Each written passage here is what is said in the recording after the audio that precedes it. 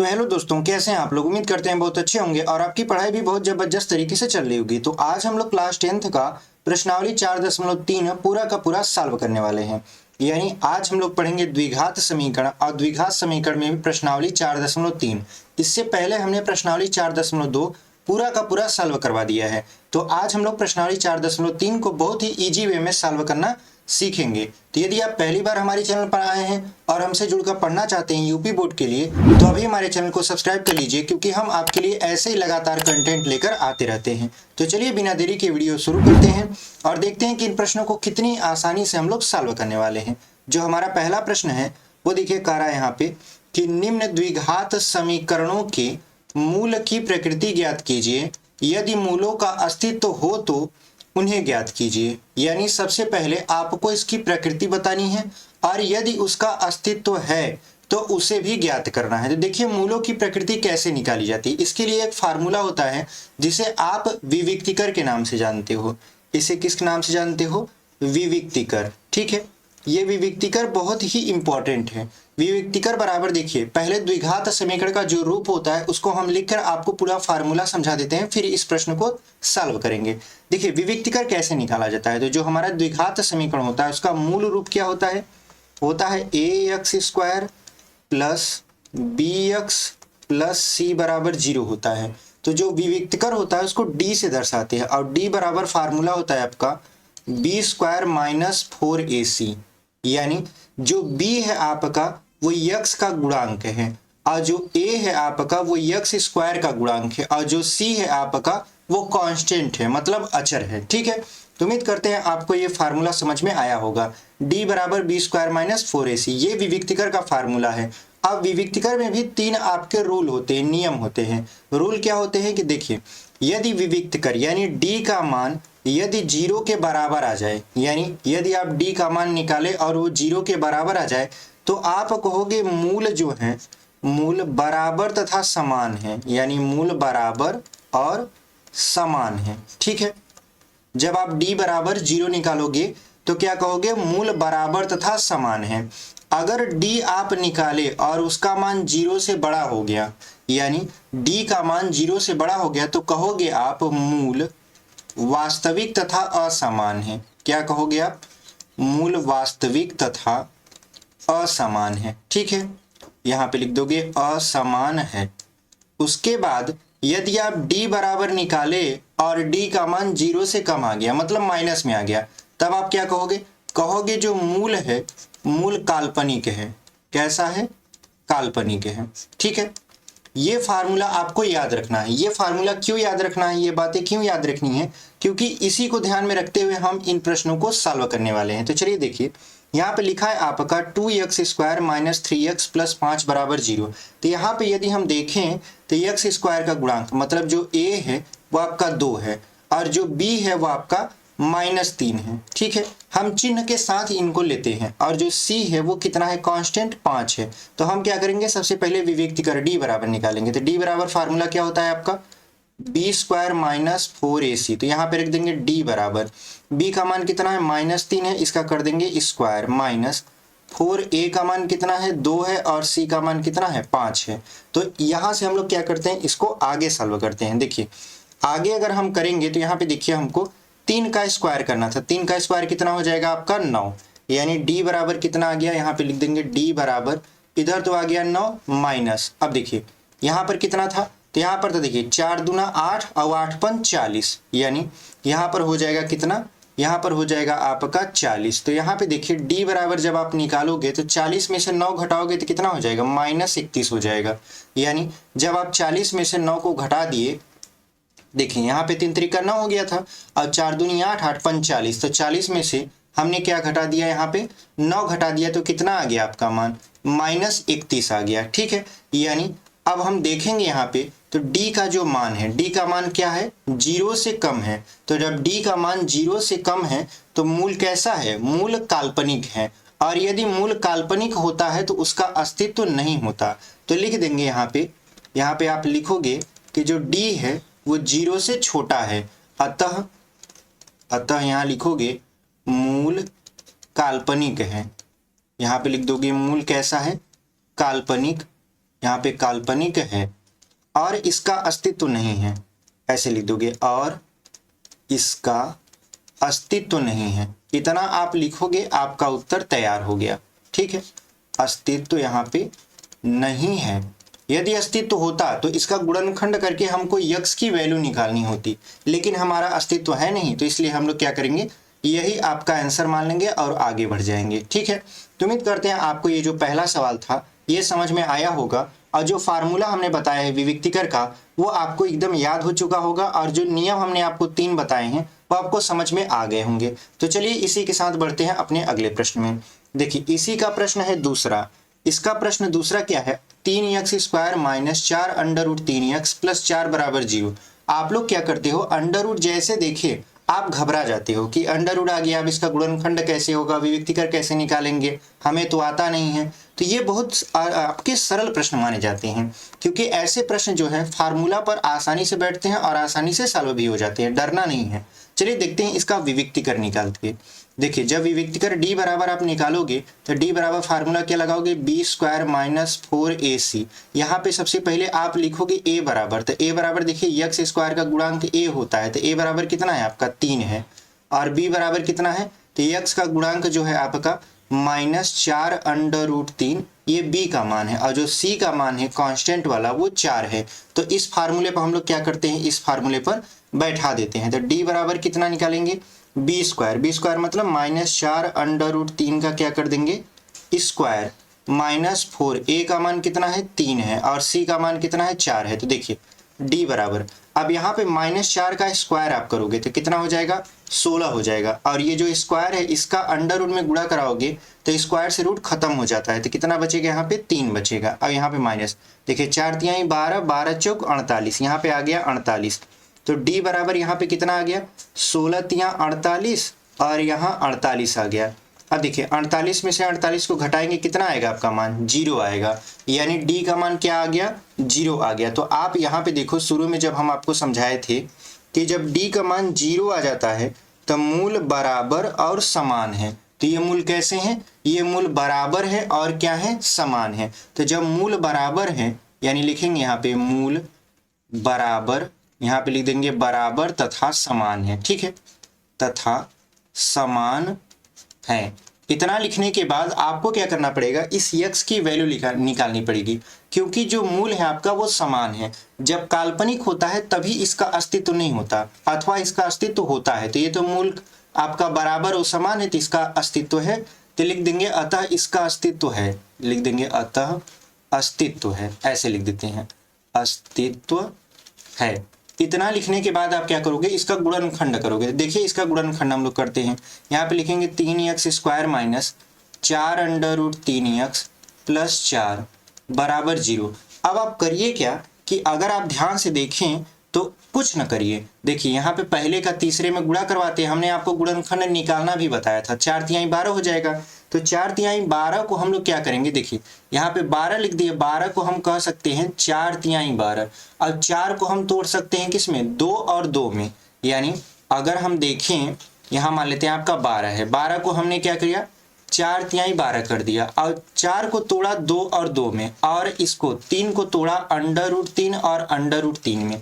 तो देखिए एक बार आप 2 अंडर रूट 3 इसका कर लीजिए, एक बार 2 अंडर रूट 3 ऐसे लिख दीजिए, तो 2 2 कितना हो जाएगा, 4 हो जाएगा, और अंडर रूट 3 आ जाएगा। कहने का मतलब ये बीच वाला पद आपका आ जाएगा। तो देखिए यहाँ पे हम लोग क्या करते हैं, लिख लेते हैं, यहाँ पे हम लोग लिखेंगे तो ये हो जाएगा आपका 3x² माइनस, अब यहाँ पे लिखेंगे 2 under root 3x minus 2 under root 3x plus 4 बराबर 0। हालांकि इसको फार्मूला पे भी बैठा के हल कर सकते हैं, लेकिन हम आपको एकदम बेसिक तरीके से बता रहे हैं, इसलिए एकदम एक एक पॉइंट आपको डिस्कस करके बता रहे हैं ताकि आप भूलें ना। देखिए यहाँ पर हमने क्या किया, इसका गुणनखंड कर दिया। अब क्या करते हैं, इसमें से देखिए कॉमन लेंगे हम under root 3x, under root 3x common लेंगे। देखिए जो 3 था उसको हम अंडर रूट 3 और अंडर रूट 3, यहाँ पे देखिए 3 है ना, तो इसको 2 बार अंडर रूट 3 लिख सकते हैं। तो एक तो बाहर चला गया, एक को बचेगा, यानी अंडर रूट 3x यहाँ बच गया, -2 बच गया, और यहाँ पे क्या करेंगे -2x कॉमन लेंगे, केवल -2 कॉमन लेते हैं, तो क्या बचेगा अंडर रूट 3x -2 बराबर 0। यानी इसका गुणनखंड हो चुका है। तो गुणनखंड हो चुका है तो इसको एक ब्रैकेट में लिख लेते हैं। तो चलिए हम लोग आगे इसको ब्रैकेट में लिख लेते हैं। तो जो हमारा आया है मान वो आया है एक ब्रैकेट में √3x - 2 और दूसरे ब्रैकेट में आया है √3x - 2। देखिए यहाँ पे देखिए एक ब्रैकेट में कितना आया है √3x - 2। अगर कॉमन लेंगे तो यहाँ पे बचेगा √3x, यहाँ पे -2 तो बनेगा √3x - 2 √3x - 2 और ये बराबर किसके है 0 के। तो एक बार आप करोगे √3x - 2 बराबर 0 और एक बार करोगे √3x - 2 बराबर 0। तो यहाँ पर √3x बराबर ये हो जाएगा आपका 2। तो x बराबर कितना आ गया आपका 2/√3। ये गुणा में था, इधर आया भाग में हो गया। ऐसे यहाँ पे करोगे तो √3x बराबर कितना हो जाएगा आपका 2। तो ये गुणा में इधर आएगा तो भाग में हो जाएगा। तो x बराबर हो जाएगा 2/√3। यानी इसके जो मूल हैं वो आपके बराबर आए। ठीक है, कौन कौन सा 2/√3 कामा 2/√3। यही आपका क्या हो गया आंसर हो गया। तो उम्मीद करते हैं आपको बहुत ही बेहतर तरीके से हम समझाएं होंगे और आपको समझ में भी आया होगा। चलिए बढ़ते हैं इसी के साथ अपने अगले प्रश्न में। देखिए अगला जो प्रश्न है आपका लिखा है 2x² - 6x + 3 बराबर 0। अब इसको क्या करना है, इसका भी विविक्तिकर ही निकालना है। तो सबसे पहले हम लोग a बराबर लिखते हैं। तो a बराबर क्या हो जाएगा 2 और यहाँ पे b बराबर कितना हो जाएगा -6 और यदि c की बात करें तो c बराबर कितना हो जाएगा 3। तो d बराबर आप फार्मूला जानते ही हो, d बराबर क्या होता है आपका b² - 4ac। तो यहाँ पे d बराबर b का मान कितना है -6 है, ऐसे कर दो स्क्वायर -4a का मान कितना है 2 और c का मान कितना है 3। तो यहाँ पे देखिए d बराबर कितना हो गया 6 छक्का 36 हो गया, माने देखिए 4 दूनी 8 और 8 3 कितना हो गया यहाँ पे 24 हो गया। तो देखिए d बराबर अब घटाएंगे तो कितना आएगा आपका 12 आएगा। ठीक है, जब ये 12 आ गया तो हम लोग कहेंगे कि ये मूल जो है वो आपका क्या है 0 से बड़ा है। मतलब d का मान 0 से बड़ा है तो ये मूल क्या होगा वास्तविक होगा लेकिन असमान होगा। ठीक है, तो ये मूल क्या है वास्तविक और असमान। इसका मतलब इसका अस्तित्व है, क्योंकि ये तो माइनस में आया नहीं तो इसका अस्तित्व है। तो अस्तित्व है तो इसका क्या कर लेते हैं हम लोग गुणनखंड कर लेते हैं। देखिए सबसे पहले यहाँ पे सवाल लिख लेंगे 2x² - 6x + 3 बराबर कितना हो जाएगा 0। अब देखिए इसका जब गुणा कराएंगे तो 2 तिहाई कितना हो गया 6 हो गया। तो 6 को ऐसा तोड़ना है कि जोड़े और घटाएं तो 6 ही आए। तो देखिए ये नॉर्मली तरीके से नहीं होगा। तो जब नॉर्मली तरीके से इसका खंड नहीं होगा तो हम लोग क्या करेंगे, हम लोग द्विघात सूत्र लगाएंगे। अब ये द्विघात सूत्र क्या होता है इसको ध्यान दीजिए। द्विघात सूत्र की मदद से क्या करेंगे हम लोग इस सवाल को सॉल्व करेंगे। तो देखिए पहले जो किताबें आती थी उसमें इसका नाम श्रीधराचार्य सूत्र होता था। श्रीधराचार्य सूत्र क्या होता है, ये होता है -b ± अंडर में b² - 4ac बटे होता है आपका 2a। ठीक है, ये आपका होता है द्विघात सूत्र या द्विघाती सूत्र या इसे श्रीधराचार्य सूत्र भी बोलते हैं। यहाँ पे -b, तो -b का मान कितना है जी -6 है। तो यहाँ पे -6 रख दीजिए, प्लस माइनस क्या हो जाएगा यहाँ पे हो जाएगा आपका b²। तो मतलब -6 का क्या हो गया स्क्वायर -4 और आपका a का मान कितना है, तो a का मान है आपका 2 और c का मान कितना है आपका 3 और बटे क्या हो जाएगा आपका 2 और a का मान कितना है 2 है। तो यहाँ पे 6 6 कितना हो जाएगा +6 हो जाएगा, प्लस माइनस कितना हो जाएगा देखिए 6 छक्का 36 4 दूनी 8 3 24 यानी ये 12 आ जाएगा। और यहाँ पे हो गया 2 दूना कितना 4। तो 12 का जब वर्गमूल निकालोगे आप तो 6 प्लस कितना हो जाएगा प्लस माइनस ये हो जाएगा 2√3/4 और इसको यदि 2 से काट दें तो कितना आएगा, इसको 2 से काटेंगे 3 आएगा, 2 से ये खत्म हो गया, 2 से इसको काटेंगे 2 आएगा, यानी ये आएगा 3 प्लस माइनस आपका √3/2 और यही आपका क्या हो गया आंसर हो गया। यानी ये 2 बार आएगा, एक बार प्लस में एक बार माइनस में। तो उम्मीद करते हैं आपको ये समझ में आया होगा। बढ़ते हैं अपने अगले प्रश्न में। चलिए देखते हैं अपना दूसरा प्रश्न। जो हमारा दूसरा प्रश्न है वो कह रहा है कि निम्न प्रत्येक द्विघात समीकरण में k का ऐसा मान ज्ञात कीजिए जिसके लिए उसके 2 बराबर मूल हों। यानी ऐसा आपको k की वैल्यू निकालनी है कि उसके 2 बराबर क्या हों मूल हों। ठीक है, यानी आपको अगर ध्यान हो तो हम पहले ही बताए हैं कि द्विघात समीकरण में यदि मूल बराबर होते हैं तो डी का मान क्या होता है, 0 होता है। यानी आप विविक्तिकर निकालोगे तो, लेकिन विविक्तिकर का मान क्या होगा, 0 हो जाएगा यदि मूल बराबर हैं तो। यहाँ पे यही कह रहा है कि इसके दो मूल बराबर हैं तो के की वैल्यू ज्ञात कीजिए। तो सबसे पहले डी बराबर क्या निकालोगे, formula B square minus 4ac, और ये बराबर क्या कर दोगे आप, 0 कर दोगे। तो जो पहला आपका सवाल है वो लिखा है आपका 2x स्क्वायर प्लस के एक्स प्लस 3 बराबर 0। अगर इसमें हम a की वैल्यू देखें तो 2 है, अगर b की वैल्यू देखें तो ये k है, और यदि c की वैल्यू देखें तो ये 3 है। अब इसी फार्मूले पर बैठाना है आपको और k की वैल्यू निकालनी है। तो चलिए इस फार्मूले पर बैठा के हम लोग k की वैल्यू निकाल लेते हैं। तो यहाँ पे हम लोग क्या करते हैं, b की जगह बैठाते हैं तो हो जाएगा के स्क्वायर माइनस 4, a का मान कितना है, 2 है, और c का मान कितना है, 3 है, बराबर 0 कर देंगे। तो यहाँ पे के स्क्वायर माइनस, देखिए 4 दूनी 8, 8 3 कितना हो जाएगा, 24 बराबर 0। तो पक्षांतर कर दीजिए तो के स्क्वायर बराबर कितना हो जाएगा आपका, 24 हो जाएगा। अब अगर स्क्वायर इस तरफ आता है तो अंडर रूट में हो जाता है, मतलब वर्गमूल हो जाता है। तो ये हो जाएगा रूट में आपका 24। तो 24 का वर्गमूल कितना होता है आप जानते हो, कितना होता है, देखिए 6 चौक 24 होता है, यानी आपका 2 अंडर रूट 6, यानी जो k की वैल्यू आई वो कितना आ गया आपका, 2 अंडर रूट 6 आ गया, और यही आपका क्या हो गया, आंसर हो गया। तो उम्मीद करते हैं आपको ये समझ में बहुत अच्छे तरीके से आया होगा। इसमें कुछ नहीं करना था, सबसे पहले आपको विविक्तिकर 0 करना था। तो विविक्तिकर हमने d बराबर 0 लिया, उसके बाद आपका जो विविक्तिकर का फार्मूला होता है d बराबर बी स्क्वायर माइनस 4ac, इसको 0 कर दिया, abc का मान रख के हमने k की वैल्यू निकाल लिया। तो उम्मीद करते हैं आपको ये समझ में आया होगा। बढ़ते हैं अपने अगले प्रश्न में।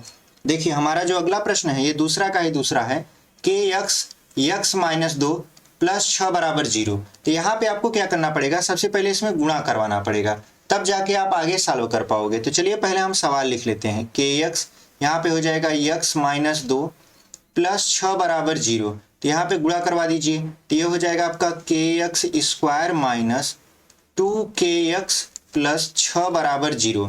तो आपको क्या करना है, आपको इसमें से a जो कि k है, b जो कि देखिए x का गुणांक होता है b माइनस 2k लिख लेना है, और उसके बाद जो c है वो कितना लिखना है, 6 लिखना है। तो आपको फार्मूला क्या लगाना है, बी स्क्वायर माइनस 4ac बराबर 0, क्योंकि मूल बराबर है तो d का मान 0 हो जाएगा। अब इस फार्मूले पर क्या करना है, वैल्यू को पुट करना है, मतलब बैठा देना है। तो यहाँ पे हो जाएगा माइनस 2k का इस तरीके से स्क्वायर माइनस 4a का मान कितना है जी, तो यहाँ पे k और c का मान कितना है, 6 है, बराबर कितना कर दोगे, 0। तो यहाँ पे 2 दूना कितना हो जाएगा, 4k स्क्वायर माइनस 4 6 24k, ठीक है, बराबर 0। अब देखिए दोनों में से कॉमन क्या है, तो 4k कॉमन है, तो 4k कॉमन लेंगे तो यहाँ पे बचेगा k माइनस 6 बराबर 0। तो एक बार आप 4k बराबर 0 कर दो, एक बार आप k माइनस 6 बराबर 0 कर दो। तो यहाँ पे देखिए k की वैल्यू कितनी आएगी, ये गुणा में इधर आएगा तो भाग में हो जाएगा, मतलब k बराबर हो जाएगा 0/4, और यहाँ k बराबर कितना हो जाएगा, 6। तो जब k बराबर यहाँ पे 4 से भाग करेंगे 0 में तो 0 आ जाएगा, और यहाँ पे यदि k बराबर देखें तो कितना आ चुका है, 6 आ चुका है। यानी k के 2 वैल्यू आए, कौन कौन से, तो k बराबर लिखेंगे 0, 6, और यही आपका क्या है, आंसर है। तो उम्मीद करते हैं आपको बहुत ही अच्छे तरीके से ये प्रश्न समझ में आया होगा। चलिए बढ़ते हैं अपने अगले प्रश्न में। देखिए अगला जो प्रश्न है कह रहा है कि क्या ऐसी आम की बगिया बनाना संभव है जिसकी लंबाई चौड़ाई से दोगुनी हो और उसका क्षेत्रफल 800 मीटर स्क्वायर है, यदि है तो उसकी लंबाई और चौड़ाई ज्ञात कीजिए। तो आपसे क्या पूछ रहा है, पहले तो आपसे पूछ रहा है क्या ऐसी आम की बगिया बनाना संभव है। तो इसको कैसे निकालेंगे, संभव कैसे करेंगे, विविक्तिकर से। यदि आप विविक्तिकर निकाले और मान 0 से बड़ा आ गया तब तो संभव है, और यदि मान 0 से बड़ा आ गया तो उसका अस्तित्व ही नहीं होगा, तो संभव नहीं होगा। तो सबसे पहले हम लोग क्या करते हैं, एक डायग्राम बनाते हैं। सपोज करिए ये हम आम की बगिया बना दिए, ठीक है, ये रहा इसकी लंबाई और ये रहा इसकी चौड़ाई। कह रहा है जो चौड़ाई से दोगुनी है वो लंबाई है, तो चौड़ाई को हमने x मान लिया, तो लंबाई क्या होगा, चौड़ाई से दोगुना मतलब 2x हो गया। अब क्या करना है, अब कह रहा है कि इसका जो क्षेत्रफल है वो 800 मीटर स्क्वायर हो, ठीक है। तो यहाँ पे इसका क्षेत्रफल यदि हम निकालेंगे तो क्षेत्रफल बराबर क्या फार्मूला होता है, लंबाई गुणे चौड़ाई होता है। तो क्षेत्रफल कितना दिया है, 800 और यहाँ पे लंबाई का मान कितना है 2x और यहाँ पे चौड़ाई का मान कितना है x है। तो गुणा करवा देंगे तो यहाँ पे हो जाएगा आपका 2x स्क्वायर, 2 से 800 को काट देंगे तो आएगा 400 बराबर x स्क्वायर। स्क्वायर जब उस तरफ जाएगा बराबर के तो वर्गमूल बन जाएगा, तो ये बन जाएगा अंडर रूट में 400 बराबर x के। तो 400 का वर्गमूल निकालेंगे कितना हो जाएगा 20 हो जाएगा, यानी x की वैल्यू कितना आ गई 20 आ गई। तो ये x हमने किसको माना था चौड़ाई को, यानी जो चौड़ाई है वो आपका कितना आ चुका है 20 मीटर, क्योंकि क्षेत्रफल मीटर में था। तो लंबाई कितना होगा, तो लंबाई जो है चौड़ाई का दोगुना है, तो 2 गुणे कितना हो जाएगा 20, तो यहाँ पे हो जाएगा आपका 40 मीटर।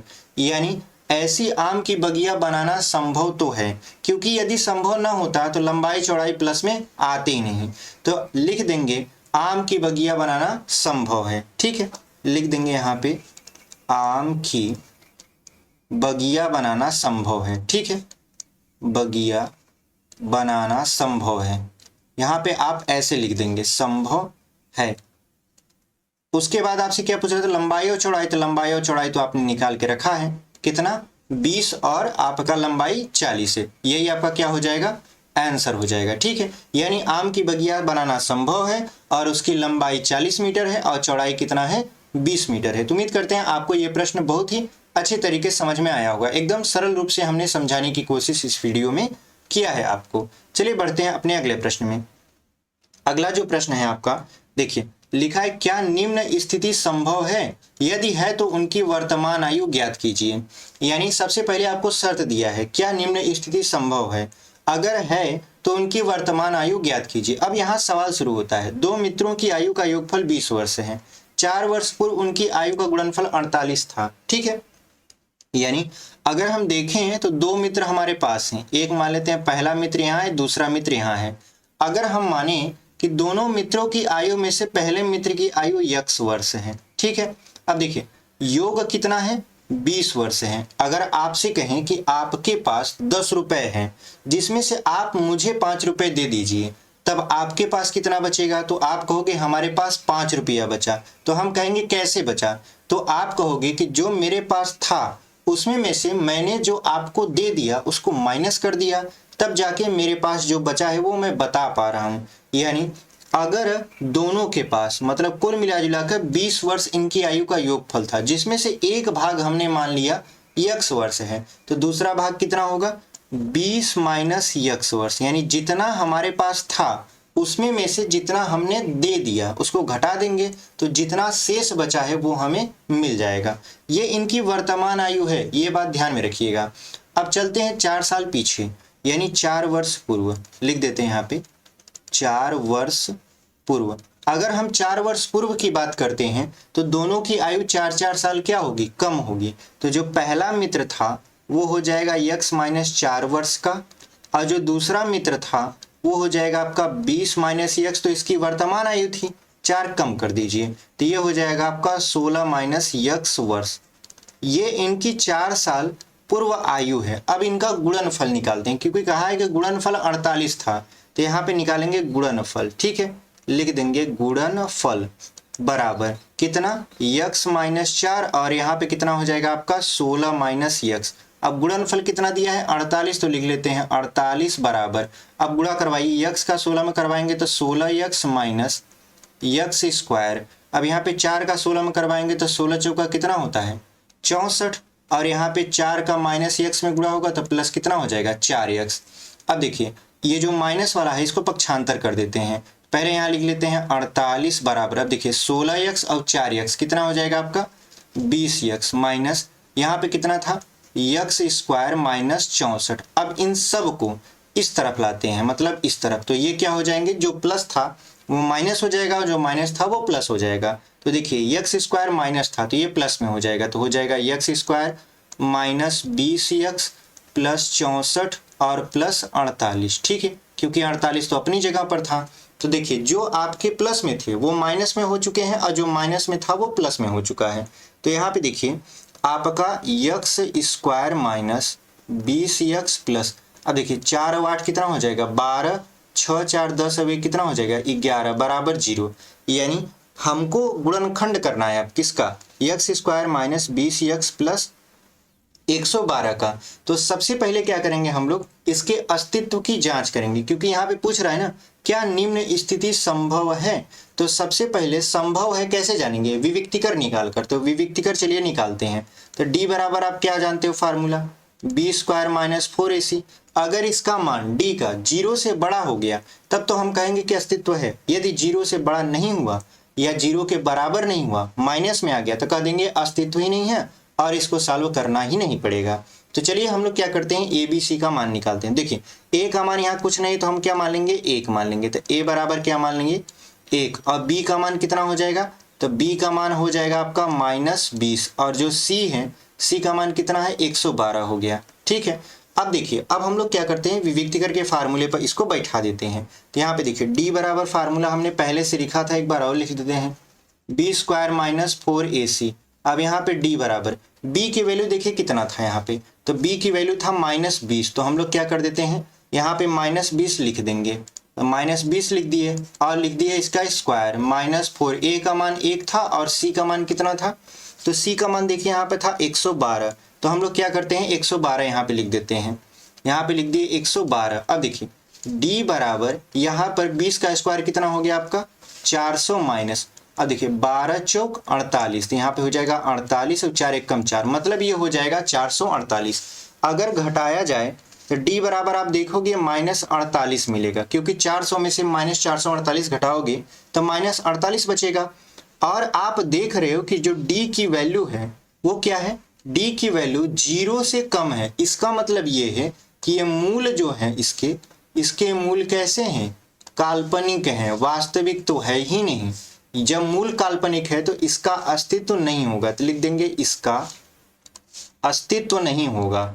ठीक है, अस्तित्व नहीं है, अतः लिख देंगे अतः यह स्थिति संभव नहीं है। यह स्थिति यहाँ पे लिख देंगे संभव नहीं है, क्योंकि आपसे यही तो पूछ रहा था कि क्या निम्न स्थितियां संभव हैं, यदि है तो इनके मित्रों की आयु बताइए। तो यह स्थिति संभव ही नहीं है। इसका मतलब ये जो सवाल हम हल किए हैं ये केवल ये बताने के लिए था कि इसका जो अस्तित्व है वो नहीं है। और ये आपको कब पता चलेगा, जब आप इसको सॉल्व करोगे। अगर आप पहले से ही अगर रट के आंसर बैठे हो तो पेपर में पूछ लेगा तो आपको सवाल लगाना पड़ेगा। ऐसे नहीं कि आप केवल सवाल देखे और लिख दिएगा अस्तित्व नहीं है, नहीं, ऐसा करोगे तो एग्जामिनर आपको नंबर नहीं देगा। इसलिए हम पूरा का पूरा आपको सॉल्व करके एक एक पॉइंट आपको डिस्कस करके बताए हैं, ताकि आपको एकदम अच्छे तरीके से समझ में आ जाए, क्योंकि आपको समझ में आना जरूरी है। चलिए बढ़ते हैं अपने अगले प्रश्न में। उम्मीद करते हैं आपको ये चौथा प्रश्न बहुत अच्छे तरीके से समझ में आया होगा। पांचवां देख लेते हैं। देखिए लिखा है, क्या परिमाप 80 मीटर तथा क्षेत्रफल 400 मीटर स्क्वायर के एक पार्क को बनाना संभव है? यदि है तो उसकी लंबाई और चौड़ाई ज्ञात कीजिए। तो सबसे पहले आपको क्या करना है, सबसे पहले ये चेक करना है कि ये संभव है स्थिति की नहीं है। स्थिति कैसे संभव है, विविक्तिकर की मदद से। आप विविक्तिकर की मदद से क्या करोगे, मान निकालोगे और बताओगे कि स्थिति संभव है अथवा नहीं है। अगर है तो इसको सॉल्व करके उसके मूल को निकाल लोगे, वही आपका लंबाई और चौड़ाई बन जाएगा। तो चलिए इसको सॉल्व कर लेते हैं। पहले हम लोग एक डायग्राम बनाते हैं इस तरीके का। ठीक है, ये रहा आपका चौड़ाई और ये रहा आपका लंबाई। तो यहाँ पे सबसे पहले क्या कहा है कि इसका जो परिमाप है वो है 80 मीटर और जो आपका क्षेत्रफल है वो है 400 मीटर स्क्वायर। ठीक है, तो हमने क्या किया कि जो लंबाई था, लंबाई को हमने क्या कर दिया, लंबाई को हमने x मान दिया और चौड़ाई को मान लिया y मान लिया। ठीक है, अब क्या करते हैं, जो परिमाप होता है, परिमाप बराबर क्या होता है, 2 कोष्टक में लंबाई प्लस चौड़ाई, ये आयत का परिमाप है और हम इस आकृति को आयत ही मान के चल रहे हैं। तो देखिए परिमाप कितना दिया है 80, 2 लंबाई हमने कितना माना है x माना है, चौड़ाई कितना माना है y। तो 2 से इसको काट देंगे तो हो जाएगा ये 40। तो 40 बराबर हो गया x प्लस y, इसको मान लिया हमने समीकरण नंबर 1। अब चलिए देखते हैं ये क्षेत्रफल का क्या मामला है। क्षेत्रफल दिया है आपका 400 मीटर स्क्वायर। तो आप जानते हो आयत का जो क्षेत्रफल होता है वो होता है आपका लंबाई गुणे चौड़ाई। ठीक है, तो यहाँ पे क्षेत्रफल कितना दिया है 800, लंबाई हमने x माना है, चौड़ाई हमने y माना है, यानी ये हो गया x गुणे y। इसको मान लिए क्या, समीकरण नंबर 2। अब ध्यान दीजिए, समीकरण नंबर 1 से हम लोग प्रतिस्थापन विधि इसमें लगाने वाले हैं। समीकरण नंबर 1 से हम y की वैल्यू x के पदों में निकाल लेते हैं। तो यहाँ पे समीकरण नंबर 1 यहाँ रहा। इससे अगर हम y की वैल्यू निकालें, देखिए 40 बराबर है आपका x प्लस वाई, और यदि हम y बराबर निकालेंगे तो x को इस तरफ पक्षांतर करना पड़ेगा, तो ये हो जाएगा 40 माइनस x। इसको मानेंगे समीकरण नंबर 3। अब लिखेंगे समीकरण नंबर 3 का मान समीकरण नंबर 2 में रखने पर, तो चलिए रखते हैं। तो यहाँ पे लिखेंगे 800 बराबर x और y की वैल्यू कितना है 400 माइनस x। देखिए x गुणे y था तो y की जगह पर हमने कितना रख दिया 40 माइनस x, समीकरण नंबर 3 से। अब गुणा करवा लेते हैं, तो यहाँ पे हो जाएगा 800 बराबर, ये हो जाएगा आपका 40x माइनस x स्क्वायर। इस वाले पक्ष को पूरा का पूरा इस तरफ लाते हैं, तो जो माइनस है वो प्लस बन जाएगा, जो प्लस है वो माइनस बन जाएगा। तो यहाँ पे हो जाएगा x square minus 40x plus 800 बराबर 0 के। अब ध्यान से देखिए, इसका क्या निकालना है आपको, विविक्तिकर निकालना है। ठीक है, अगर विविक्तिकर का मान माइनस में आता है तो स्थिति संभव नहीं है, यदि प्लस में आता है या 0 आता है तो इस स्थिति संभव होगा। तो चलिए हम लोग क्या करते हैं, यहाँ पे b स्क्वायर माइनस 4ac जो कि d बराबर होता है, इससे हम लोग विविक्तिकर निकालते हैं। तो यहाँ पे 1 मान लेंगे क्योंकि यहाँ पे a की वैल्यू नहीं दिया है, तो a बराबर हम 1 मानेंगे, b बराबर कितना मानेंगे तो -40। ठीक है, और जो c है वो कितना है आपका 800। यहाँ पे इसको लिख लेते हैं। अब चलिए आगे सॉल्व करते हैं। तो आगे देखिए, आगे हम लोग d बराबर निकाल रहे हैं, तो d बराबर क्या होता है formula b square minus 4ac। तो b कितना है आपका है यहाँ पे -40, तो लिख देते हैं यहाँ पे -40। ठीक है, -40 का स्क्वायर, फिर होता है -4, a का मान 1 है और c का मान कितना है 800 है। तो यहाँ पे d बराबर कितना हो जाएगा, देखिए 4 चौक 1600। ठीक है, माइनस, अब देखिए चरवाठी कितना हो गया 3200, यहाँ पे 3200 हो गया। तो d बराबर कितना हो गया, 3200 में से 1600 घटाएंगे तो माइनस कितना हो जाएगा 1600 हो जाएगा, यानी ये तो माइनस में आ गया। इसका मतलब इसकी स्थिति ये संभव नहीं है, यानी अगर हम ध्यान से देखें तो इसकी स्थिति क्या है, संभव नहीं है।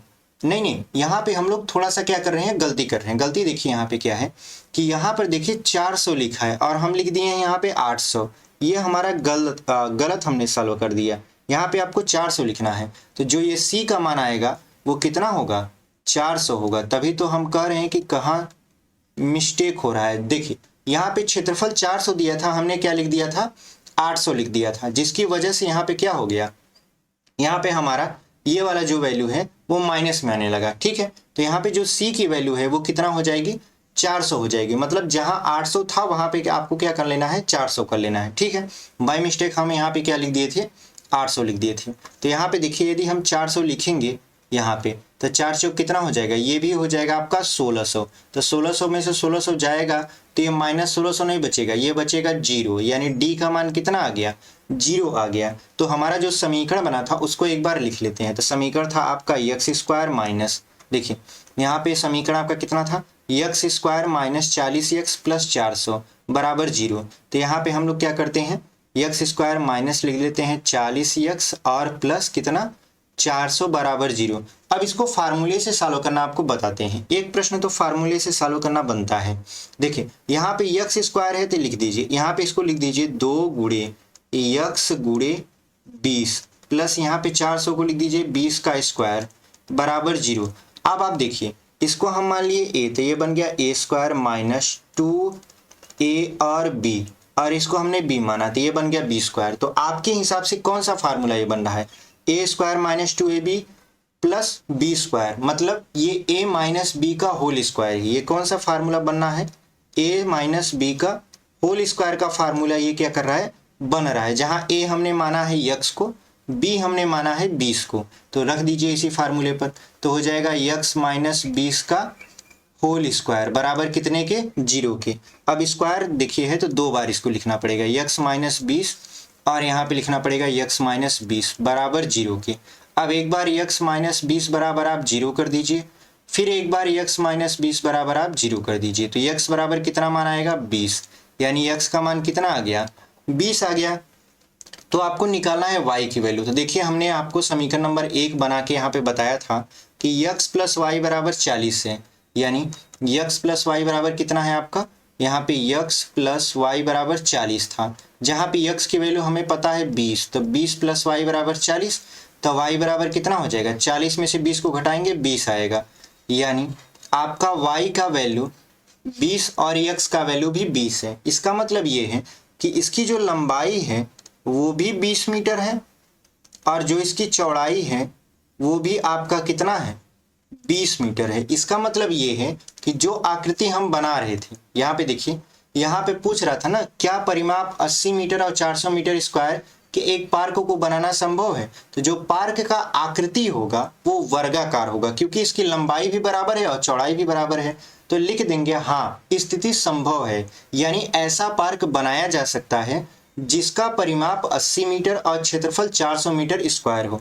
तो लिख देंगे हाँ, पार्क बनाया जा सकता है। यहाँ पे लिख देंगे हाँ, पार्क बनाया जा सकता है। ठीक है, यहाँ पे लिख देंगे जा सकता है। तो उम्मीद करते हैं आपको ये जो प्रश्न है बहुत ही अच्छे तरीके से समझ में आया होगा। देख लेते हैं आगे कोई प्रश्न है क्या। देखिए आगे कोई प्रश्न नहीं। इसका मतलब ये है कि प्रश्नावली 4.3 में जितने भी प्रश्न थे हमने एक ही वीडियो में पूरा प्रश्न एकदम आराम से सॉल्व कर दिया है और आप भी हमारे साथ उम्मीद करते हैं सॉल्व किए होंगे और आपको समझ में आया होगा। तो इसी के साथ हम लोग वीडियो को यहीं ख़त्म करते हैं।